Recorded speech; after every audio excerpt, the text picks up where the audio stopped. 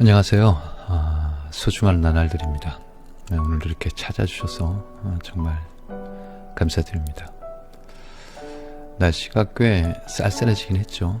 근데 생각해보면은 예전도 그랬고 작년만 해도 한 11월 중순 정도면 첫눈이 온 것 같은데 눈이 오면 기분 좋은 분들도 계시겠지만 또 불편한 분도 계실 거예요.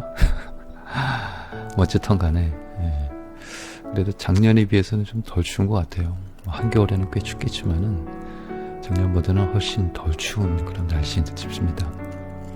그래도 아침 저녁에 외투, 패딩 없이는 좀 못 나갈 정도가 됐습니다.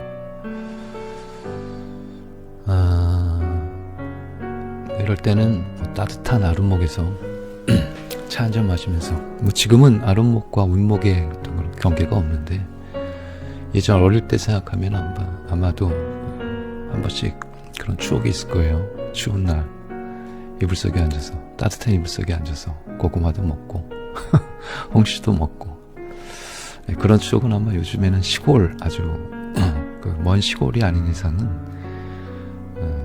보기 힘든 그런 분위기가 아닐까 싶습니다.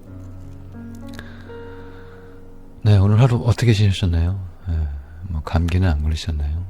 환절기라서 감기 조심하셔야 합니다. 특히 좀 나이 들수록 감기 한번 걸리면 오래 가잖아요. 이렇게 얘기하니까는 되게 나이 많은 듯한 그런 느낌이 드는데 나이가 그렇게 많지는 않고요. 따뜻하게 잘 입으시고 몸 잘 챙기시기 바랍니다. 요즘에 그 가족들 얼굴 자주 보세요. 자식들은 바쁘다 그러고 또 손주들은 학원 간다 그러고 학교 간다 그러고 이래저래 하다 보면 명절이나 돼야 한 번쯤 온 가족이 모이게 되더라고요. 또 명절에도 또 해외여행 가는 가족들이 많아가지고 못 모이는 경우도 꽤 많다고 합니다. 오늘 왜 이렇게 버벅거립니까? 원래 말주변이 별로 없긴 하는데 오늘 특별히 버벅거리는 것 같습니다. 그래서 좀 바쁘다는 핑계로 또 멀다는 이유로 자꾸만 미루게 되는 게 가족 간의 만남이 되더라고요. 가족보다는 사실 회사 사람들, 같이 일하는 사람들이랑 더 얼굴 더 자주 마주보고 얘기도 많이 하고 또 휴일날도 보는 경우가 많잖아요. 그죠? 그래서 이렇게 세월이 지나고 또 흐르고 그러다 보면은 좀 생각보단 내가 생각한 것보단 좀 더 많은 시간이 후딱 지나가 버린 게 아닐까 생각을 합니다. 나중에 후회도 좀 되고요. 그때 이렇게 할 걸, 그때 한 번 더 만나볼 걸, 그런 아쉬움이 좀 남게 됩니다. 오늘은 그런 이야기 하나 들려드리려고 해요. 역시 가족에 관한 이야기인데, 그리고 조금은 좀 느낀 그런 깨달음에 대한 그런 이야기입니다. 늦었다고 생각할 때가 가장 빠른 때다라는 말도 있잖아요. 따뜻한 차 한 잔 그리고 따뜻한 커피 한 잔 드시면서 편안한 자세로 들어주시기 바랍니다. 오늘의 사연 시작해 볼게요.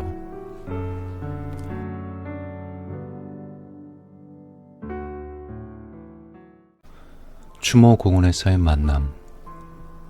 늦가을의 비는 참 이상했다. 봄비처럼 따뜻하지도 여름비처럼 시원하지도 않았다. 그저 차갑게 내리면서 사람의 마음까지 적시는 그런 비였다. 검은색 벤치 한 대가 천천히 추모공원 주차장에 들어섰다. 차에서 내린 사람은 정만호, 한성 F&B 회장이었다. 60대 중반의 그는 검은 구두기를 세우며 차가운 공기를 들이마셨다. 그의 옆에는 아내 이선영이 검은 우산을 받쳐들고 서 있었다. 여보, 조심해요. 선영이 남편의 팔을 붙잡았다. 만호는 고개만 끄덕였다. 말이 없었다. 매년 이맘때면 찾아오는 이곳이었지만 매번 발걸음은 무거웠다. 두 사람에게는 아들이 있었다. 정도윤. 28배 나이에 교통사고로 세상을 떠난 외아들이었다.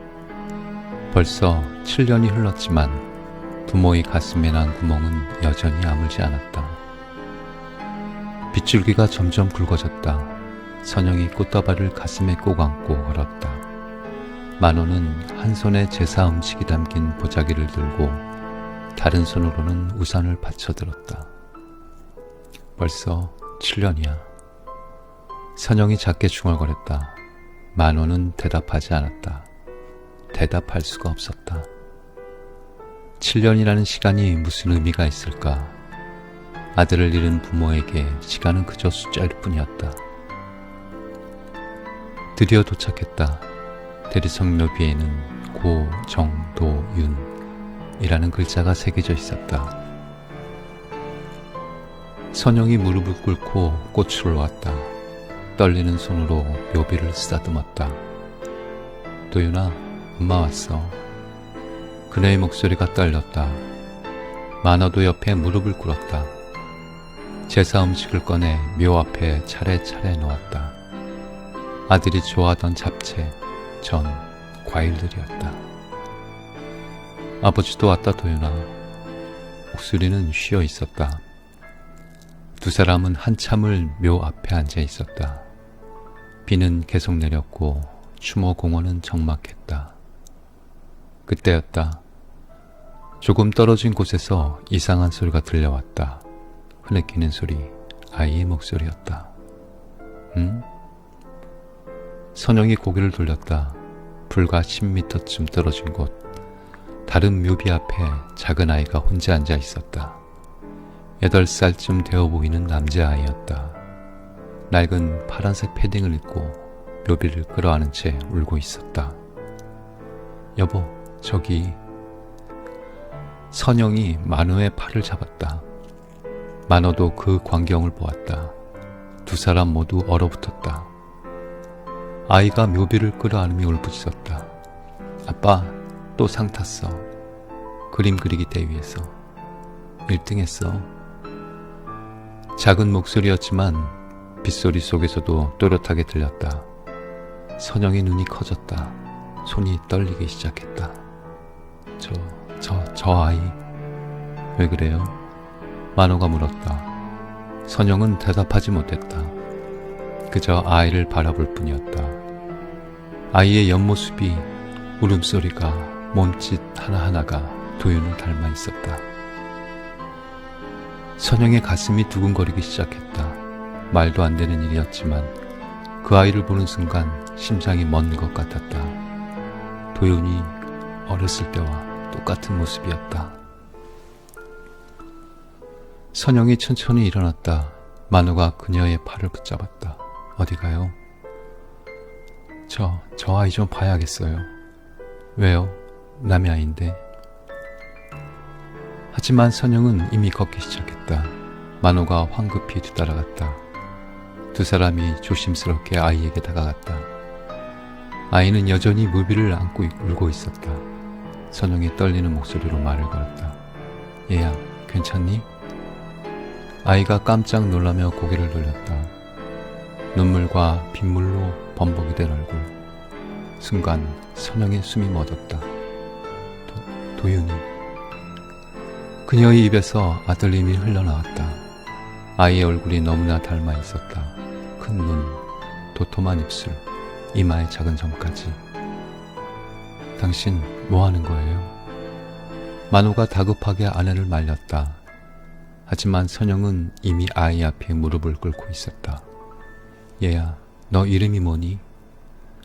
아이가 겁에 질린 표정으로 뒷걸음질 쳤다. 저기, 무서워하지 마. 아줌마는 나쁜 사람이 아니야. 선영의 목소리가 떨렸다. 아이는 여전히 경계하고 있었다. 만호가 아내를 일으켜 세웠다. 여보, 정신 차려요. 아이가 무서워하잖아요. 하지만 여보, 이 아이가 도윤이를 너무 닮았어요. 우연이에요. 그냥 우연일 뿐이에요. 만호는 냉정했다. 7년 동안 비슷한 일이 몇 번 있었다. 도윤이와 닮은 아이를 보면 아내가 흔들리곤 했다. 하지만 매번 착각이었다. 이번에도 그럴 것이라고 만호는 생각했다. 그때 멀리서 여자의 목소리가 들렸다. 하늘아, 어디 있어? 젊은 여성이 우산도 없이 뛰어오고 있었다. 30대 초반쯤 되어 보이는 수척한 얼굴의 여자였다. 아이가 그녀를 보고 달려갔다. 엄마, 아이고 여기 있었구나.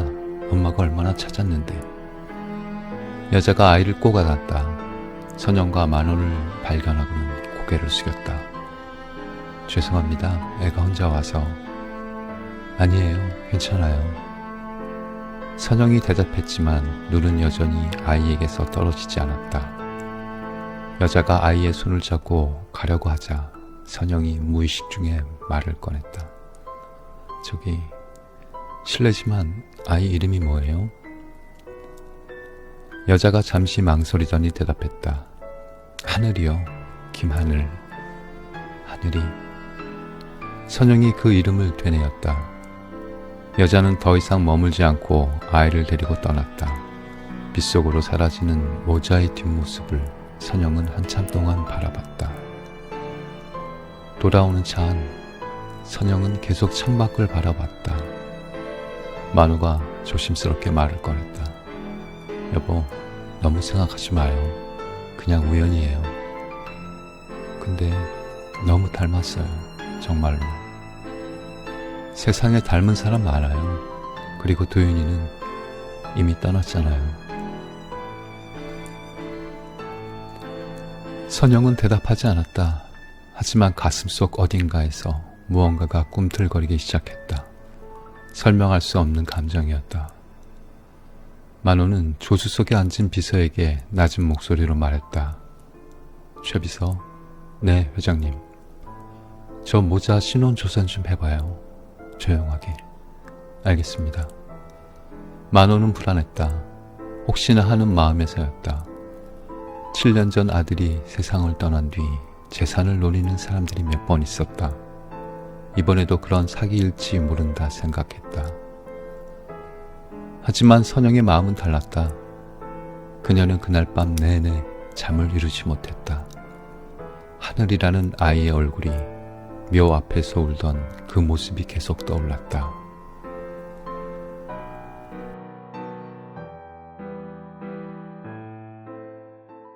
추모 공원에서 돌아온 지 사흘이 지났다.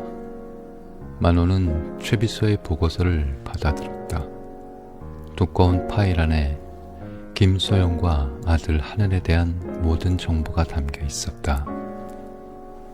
만호가 책상에 앉아 파일을 펼쳤다.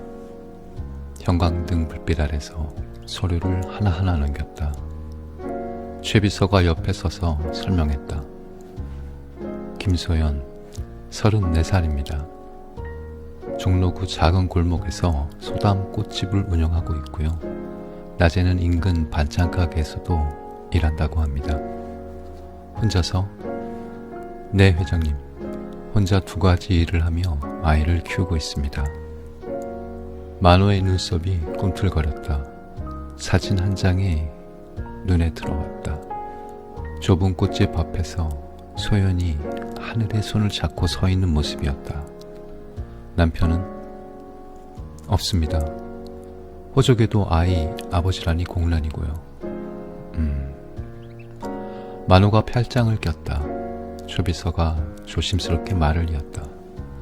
회장님, 그리고 이것도 확인했습니다. 최 비서가 또 다른 서류를 내밀었다. 만호가 받아들었다. 눈이 점점 커졌다. 아이의 생년월일이 7년 전? 네, 정확히는 도윤 도련님이 돌아가시기 6개월 전에 태어났습니다. 만호의 손이 떨리기 시작했다. 설마 하는 생각이 머릿속을 스쳤다. 하지만 곧 고개를 저었다. 아니야. 도윤이는 그런 아이가 아니었어. 만호는 스스로를 다독였다. 만호가 직접 꽃집을 찾아갔다. 운전기사에게 차를 멀리 세우라고 했다. 혼자 걸어가서 골목을 들어섰다. 좁은 골목길. 양쪽에 낡은 상가들이 늘어서 있었다. 그 사이에 작은 꽃집이 보였다. 소담꽃집이라는 송골시 간판이 바람에 흩날리고 있었다. 만호가 천천히 다가갔다. 가게 안을 들여다보았다. 소연이 꽃을 정리하고 있었고 하늘이 작은 의자에 앉아 그림을 그리고 있었다. 문을 열자 작은 종소리가 울렸다. 소연이 고개를 들었다. 만호를 보는 순간 그녀의 얼굴이 하얗게 변했다. 저기 김소연 씨 맞습니까? 만호의 목소리는 차갑고 단호했다. 소연이 천천히 고개를 끄덕였다. 하늘이 엄마 뒤로 숨었다. 제게 무슨 일로? 우리 얘기 좀 합시다. 아이는 밖에 나가 있게 하시죠. 만호의 말에 소연이 하늘을 돌아봤다. 떨리는 목소리로 말했다. 하늘아, 잠깐 편의점 다녀올래? 엄마가 우유 사올게. 여기 돈. 응, 엄마. 하늘이 돈을 받아들고 가게를 나갔다. 문이 닫히자 두 사람만 남았다. 침묵이 흘렀다. 무거운 공기가 좁은 꽃집 안을 가득 채웠다. 만호가 먼저 입을 열었다. 단도직입적으로 묻겠습니다. 당신과 우리 아들 무슨 관계였습니까? 소연이 고개를 숙였다. 한참을 그렇게 있다가 천천히 입을 열었다. 사귀었어요. 도윤 씨와 1년 정도. 뭐라고요? 만호의 목소리가 높아졌다. 하지만 소연은 차분하게 말을 이었다. 7년 전이었어요. 저는 백화점 꽃 코너에서 일했고 도윤 씨가 자주 오셨죠. 그렇게 알게 됐어요. 그게 사실입니까? 네. 소연이 가게 안쪽으로 가서 작은 상자를 꺼내왔다. 낡은 종이 상자였다. 뚜껑을 열자 사진들이 가득 들어 있었다. 보세요. 만호가 상자를 받아들었다. 손이 떨렸다. 사진 한 장을 꺼냈다. 도윤이 소윤과 함께 웃으며 찍은 사진이었다. 유언지였다. 두 사람은 행복해 보였다. 이건 만호가 다음 사진을 꺼냈다. 도윤이 소윤의 배를 쓰다듬고 있는 사진이었다. 배가 불러 있었다. 임신한 모습이었다. 도윤 씨는 정말 좋아해 주셨어요. 아기가 생겼다는 걸 알았을 때 결혼하자고 했어요. 그럼 왜? 말씀하셨잖아요. 자신은 재벌가 외아들이고 부모님이 정해준 사람과 결혼해야 한다고. 하지만 날 포기할 수는 없다고. 소연의 목소리가 떨렸다. 눈물이 흘러내렸다. 그러던 중에 사고가 났어요. 저한테 오시다가. 만호는 그 말을 듣는 순간 머리가 멍해졌다. 7년 전 그날 도윤이 급하게 어디론가 가다가 빗길에 미끄러진 거였다. 경찰은 과속이라고 했지만 왜 그렇게 급하게 가고 있었는지는 아무도 몰랐다. 이제야 그 이유를 알게 된 거였다. 거짓말. 만호가 소리쳤다. 사진들을 바닥에 던졌다. 사진들이 꽃잎처럼 흩어졌다. 우리 도윤이가 그럴 리 없어요. 당신이 꾀어낸 거 아닙니까? 아니에요. 소연도 소리쳤다. 처음으로 목소리를 높였다. 저는 도윤 씨를 정말 사랑했어요. 돈 때문이 아니었어요. 도윤 씨가 재벌 아들인지도 한참 뒤에 알았어요. 믿을 수 없어. 만호가 주머니에서 봉투를 꺼냈다. 두둑한 돈 봉투였다. 책상 위에 던졌다. 이게 목적이었겠죠. 돈 얼마면 됩니까? 그 아이 데리고 우리 앞에서 영원히 사라지는데 필요한 돈이. 소연이 봉투를 바라봤다. 손이 떨렸다. 하지만 만지지 않았다. 고개를 들어 만호를 똑바로 쳐다봤다. 전 돈 필요 없어요. 하늘이를 키우는 건 제 선택이었고 제 기쁨이에요. 그냥 가주세요. 뭐라고요? 가시라고요. 다시는 오지 마세요. 소연이 문을 활짝 열었다. 만호를 내쫓는 제스처였다. 만호를 내쫓는 행동이었다. 만호는 분노로 얼굴이 붉어졌지만 더 이상 할 말이 없었다. 좋아요. 하지만 명심하세요. 우리 집안에 함부로 접근하면 가만두지 않을 것이오. 만호가 돌아서 써나갔다. 쿵 하고 문이 닫혔다. 만호가 골목을 걸어 나오는데 모퉁이에서 누군가 지켜보고 있었다. 한성 F&B 전무이사 노기창이었다. 그는 만호가 꽃집에서 나오는 모습을 처음부터 끝까지 지켜봤던 것이다. 노기창이 천천히 미소를 지었다. 의미심장한 미소였다. 그는 핸드폰을 꺼내 누군가에게 전화를 걸었다. 네, 접니다. 재미있는 걸 발견했습니다. 정 회장님이 아주 큰 비밀을 숨기고 계시더군요. 그의 눈빛이 차갑게 빛났다.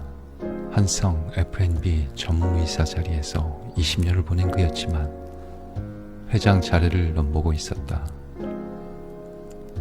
그리고 이 비밀이 바로 그 기회가 될 수 있다고 생각했다. 만호는 차에 올라탔다. 핸들을 꽉 쥐고 한참을 앉아 있었다. 머릿속이 복잡했다. 도윤이에게 그런 연인이 있었다니. 그것도 아이까지 있었다니. 하지만 인정할 수는 없었다. 인정하면 자신이 손자를 7년이나 모르고 살았다는 게 되니까. 그건 너무 고통스러운 진실이었다. 그날은 유난히 화창한 날이었다. 하늘이는 학교에서 그림 그리기 시간이 제일 좋았다. 크레파스로 아빠 얼굴을 그리고 있었다. 선생님이 가족이라는 주제를 주셨다. 하늘이가 크레파스를 들고 열심히 그리고 있었다. 옆 친구가 물었다. 하늘아, 너 아빠는 어디 계셔? 하늘나라에 계셔. 그럼 엄마만 있어? 근데 우리 엄마가 세상에서 제일 예뻐. 하늘이는 웃으며 대답했다. 그런데 갑자기 손에 힘이 빠지더니 크레파스가 바닥에 떨어졌다. 하늘이가 책상에 고개를 떨어뜨렸다. 얼굴이 새하얗게 질렸다. 선생님이 깜짝 놀라 달려왔다. 하늘아, 괜찮니? 선생님, 어지러워요. 보건실 가자. 일어날 수 있어? 선생님이 하늘이를 부축했다. 하지만 하늘이는 제대로 걷지도 못했다. 다리에 힘이 하나도 없었다. 보건 선생님이 소연에게 급히 연락을 했다. 소연은 반찬 가게 일을 하다가 전화를 받고는 앞치마도 벗지 않은 채 학교로 달려갔다. 하늘아. 소연이 보건실 문을 박차고 들어왔다. 침대에 누워있는 하늘이를 보는 순간 가슴이 철렁 내려앉았다. 엄마. 하늘이의 목소리는 힘이 없었다. 보건 선생님이 조심스럽게 말했다. 어머니, 병원에 가보시는 게 좋을 것 같아요. 열도 있고 안색도 너무 안 좋아요. 네, 고맙습니다. 소연이 하늘이를 어었다. 아이의 몸이 뜨겁게 달아오라 했었다. 병원에 다녀온 뒤 소녀는 하늘이를 꽃집 안쪽 작은 방에 눕혔다. 해열제를 먹이고 이마에 찬물 수건을 올려놓았다. 엄마, 목말라. 그래, 물 줄게. 잠깐만. 소윤이 물을 따라오는데 안쪽에서 쿵 하는 소리가 났다. 하늘아, 달려가 보니 하늘이가 바닥에 쓰러져 있었다. 코에서 피가 흘러나오고 있었다. 하늘아, 하늘아, 정신 차려. 소연이 아이를 흔들었다. 하지만 하늘이는 의식이 없었다. 소연은 떨리는 손으로 119에 전화를 걸었다. 구급차가 도착했고 하늘이는 응급실로 실려갔다. 소연은 구급차 안에서 아이의 손을 꼭 잡고 있었다. 제발, 제발 괜찮게 해달라고 기도했다. 형광등 불빛이 너무 밝았다. 소연은 응급실 밖 의자에 앉아 기다렸다. 손은 계속 떨렸고 눈물이 멈추지 않았다. 1시간쯤 되었을까? 의사가 나왔다. 의사는 젊은 남자 의사였는데 표정이 심각했다. 보호자 되시나요? 네, 엄마예요. 우리 하늘이 괜찮은 거죠? 소연이 벌떡 일어났다. 의사가 잠시 망설이더니 입을 열었다. 일단 응급처치는 했습니다. 그런데 정밀검사가 필요할 것 같습니다. 무슨 말씀이세요? 혈액 검사 결과가 정상이 아닙니다. 백혈구 수치가 비정상적으로 높고 혈소판은 너무 낮아요. 의사의 말에 소연의 다리에 힘이 풀렸다. 주저앉을 뻔했지만 겨우 버텼다. 그게 뭘 의미하는 건가요? 정확한 건 정밀 검사 후에 말씀드릴 수 있지만 급성 백혈병 가능성이 있습니다. 백혈병. 그 단어를 듣는 순간 소연의 세상이 무너졌다. 정밀 검사 결과가 나왔다. 의사가 소연을 진료실로 불렀다. 책상 위에는 두꺼운 검사 결과지가 놓여 있었다. 김소연 어머니, 앉으세요. 의사의 목소리는 무거웠다. 소연은 떨리는 다리로 의자에 앉았다. 하는 일은 급성 림프 구성 백혈병입니다. 소연은 아무 말도 할 수 없었다. 입술만 파르르 떨렸다. 지금 상태로는 항암 치료만으로는 완치가 어렵습니다. 골수 이식이 필요해요. 골수 이식이요? 네, 어머니 골수가 맞는지 먼저 검사를 해봤는데 의사가 잠시 말을 멈췄다. 그리고 천천히 말을 이었다. 불일치 판정이 나왔습니다. 그럼 어떡해요? 소연의 목소리가 떨렸다. 의사가 조심스럽게 설명했다. 보통 형제 자매나 친족이 일치할 가능성이 높습니다. 혹시 하늘이 아버지 쪽 가족들은? 없어요. 아빠는 돌아가셨어요. 조부모님이나 친척분들은요? 소연이 고개를 숙였다. 눈물이 뚝뚝 떨어졌다. 의사가 한숨을 쉬었다. 기증자 은행에서 찾아볼 수는 있지만 시간이 걸립니다. 그리고 일치하는 사람을 찾지 못할 수도 있어요. 소연은 그날 밤 병실에서 하늘이를 지켜봤다. 산소호흡기를 단 아이의 모습이 너무나 안쓰러웠다. 7살밖에 안 된 아이가 이런 병과 싸워야 한다니. 엄마, 나 죽는 거야? 하늘이가 작은 목소리로 물었다. 소연이 깜짝 놀라 아이를 안았다. 무슨 소리야? 절대 안 돼. 엄마가 꼭 살려줄 거야. 근데 선생님들이 심각한 표정이야. 나도 알아. 하늘아. 소연이 아이를 꼭 껴안았다. 눈물이 멈추지 않았다.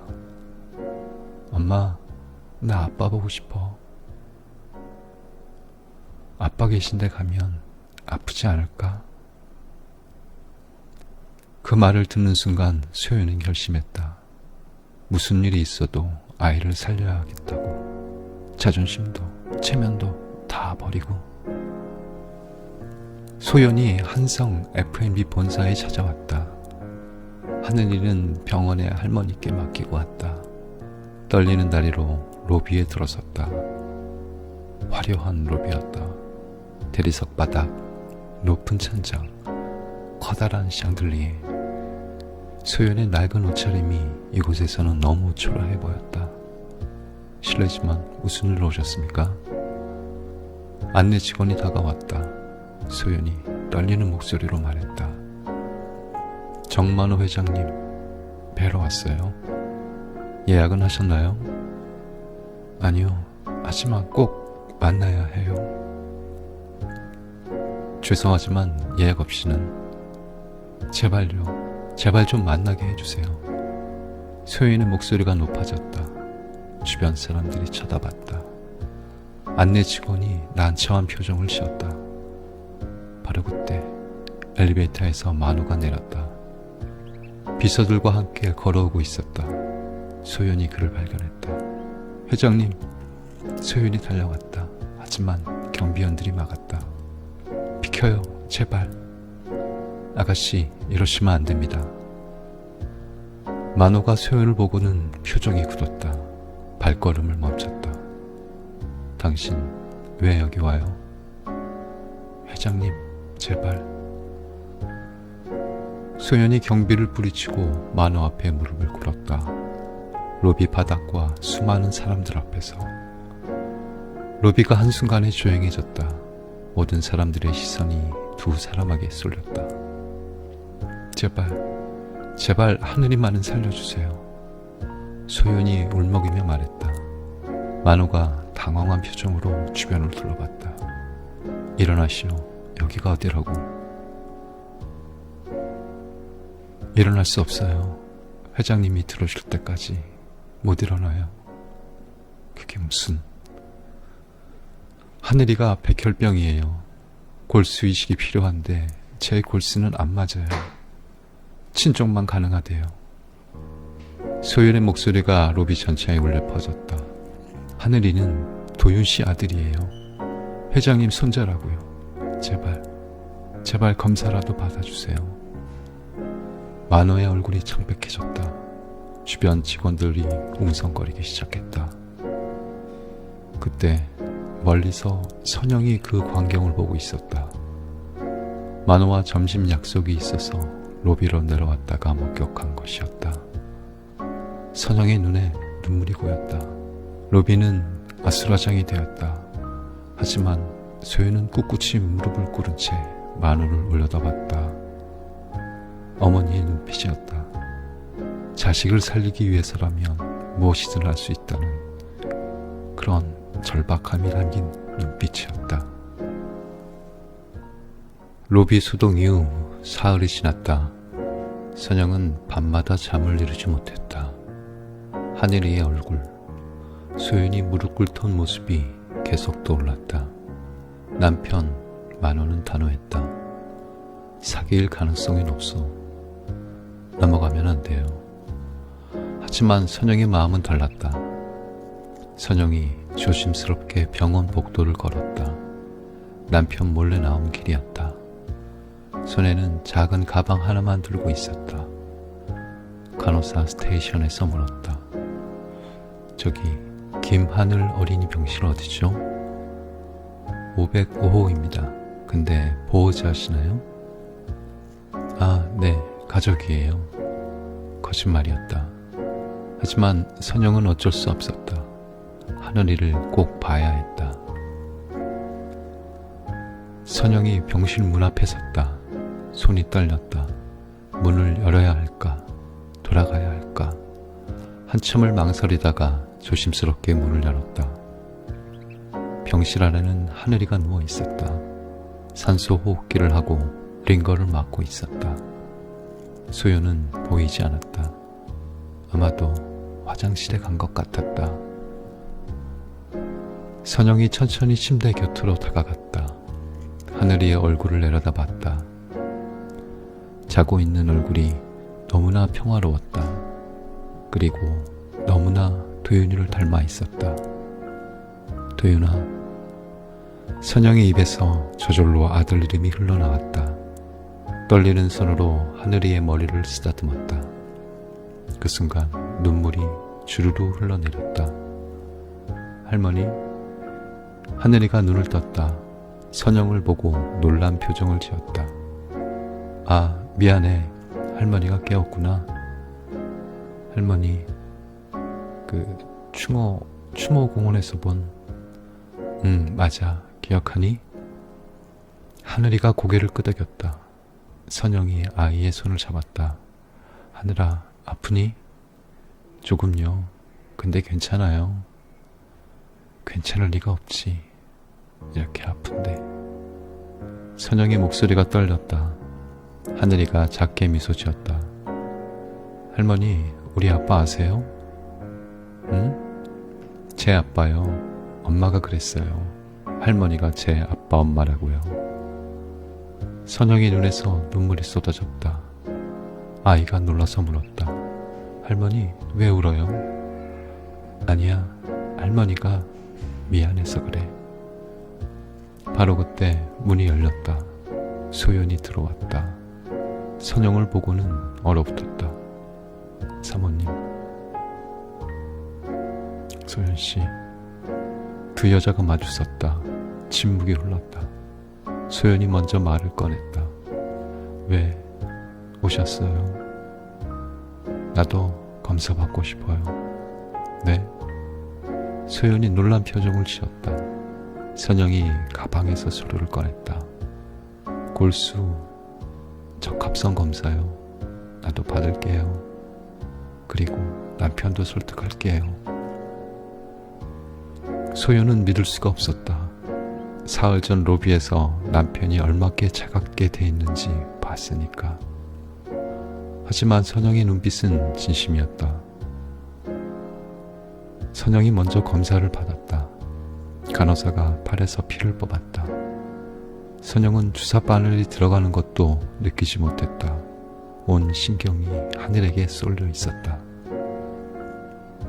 검사 끝났습니다. 결과는 일주일 정도 걸려요. 네, 고맙습니다. 선영이 일어서는데 문이 열렸다. 만호가 들어왔다. 최 비서가 따라 들어왔다. 당신이 어떻게? 전화 받았어요. 당신이 여기 왔다고. 만호의 표정은 복잡했다. 화가 난 것 같기도 하고 걱정하는 것 같기도 했다. 여보, 나도 검사 받을 거예요. 당신이 무슨... 제발 한 번만 들어줘요. 저 아이가 정말 도윤이를 닮았어요. 선영의 간절한 목소리에 만호가 입을 다물었다. 한참을 고민하더니 한숨을 쉬었다. 알았어. 나도 받겠어. 만호도 검사대에 앉았다. 간호사가 다가왔지만 만호의 표정은 여전히 굳어 있었다. 회장님, 팔 좀 내밀어 주세요. 주사 바늘이 들어갔다. 붉은 피가 주사기로 빨려 들어갔다. 만호는 그 모습을 가만히 바라봤다. 저 피 속에 진실이 들어있을까? 정말 저 아이가 도윤이의 아들일까? 검사가 끝나고 나오는데 복도에서 소연과 마주쳤다. 소연이 깊게 고개를 숙였다. 고맙습니다. 검사 받아주셔서. 만호는 대답하지 않았다. 그냥 지나쳐갔다. 선영이 미안한 눈빛으로 소연을 바라봤다. 그날 저녁 노기창 전무는 대학병원 원장을 만났다. 고급 한정식집이었다. 노기창이 술잔을 취하며 말했다. 원장님, 부탁 하나 있습니다. 무슨 부탁이신데요? 정만호 회장님 DNA 검사건이요. 혹시 결과가 나오면 제게 먼저 알려주실 수 있습니까? 그건 개인정보라. 노기창이 두둑한 봉투를 건넸다. 원장의 눈이 커졌다. 제가 회장님을 오래 보좌해온 사람입니다. 회장님께 충격적인 소식이 전해지기 전에 제가 먼저 준비를 해드려야 하지 않겠습니까? 원장이 봉투를 만지작거렸다.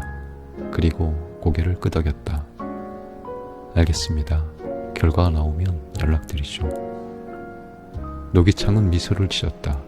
만약 검사 결과가 일치한다면 그건 만호의 약점이 될 것이다. 숨겨진 손자, 혼외 정사, 스캔들, 그걸 이용하면 회장 자리를 흔들 수 있을 것이다. 일주일 후 만호가 서류를 보고 있는데 핸드폰이 울렸다. 모르는 번호였다. 여보세요? 정만호 회장님이십니까? 저는 서울대학교 진단검사의학과 김 교수입니다. 아, 네. 회장님, 긴급히 연락드립니다. DNA 검사 결과가 나왔는데요. 만호의 심장이 빠르게 뛰기 시작했다. 어떻게 나왔습니까? 회장님과 김하늘 어린이는 조부와 손자 관계가 90% 이상 일치합니다. 만호의 손에서 핸드폰이 떨어질 뻔했다. 그게 무슨 말입니까? 유전적으로 회장님은 하늘의 친할아버지가 확실합니다. 확실하다고요? 네, 의심의 여지가 없습니다. 전화가 끊어졌다. 만호는 의자에 주저앉았다. 손이 떨렸고 숨이 가빠졌다. 도윤아, 정말 내 아들이었구나. 만화가 병원으로 달려왔다. 505 병실문을 벌컥 열었다. 소연이 하늘이 곁에 앉아 있었다. 만화를 보고는 일어섰다. 회장님. 만화가 소연에게 천천히 다가갔다. 그리고 그녀 앞에 무릎 꿇었다. 회장님. 미안하오. 만호의 목소리가 떨렸다. 60년 인생에서 처음 남 앞에 무릎을 꿇는 순간이었다. 정말 미안하오. 내가 잘못했어. 소연의 눈에서 눈물이 흘러내렸다. 하늘이는 내 손자가 맞소. 검사 결과가 나왔소. 내 골수를 써요. 당장 이식 준비하시오. 만호가 소연의 손을 잡았다. 생전 처음 누군가에게 이렇게 머리를 숙이는 순간이었다. 침대에 누워있던 하늘이가 그 모습을 보았다. 할아버지라는 사람이 엄마 앞에 무릎을 꿇고 있었다. 아이는 이해하지 못했지만 뭔가 중요한 일이 일어났다는 걸 알 수 있었다. 병실 밖에서는 선영이 그 장면을 지켜보고 있었다. 그녀도 눈물을 흘리고 있었다. 7년 만에 가족이 다시 만나는 순간이었다.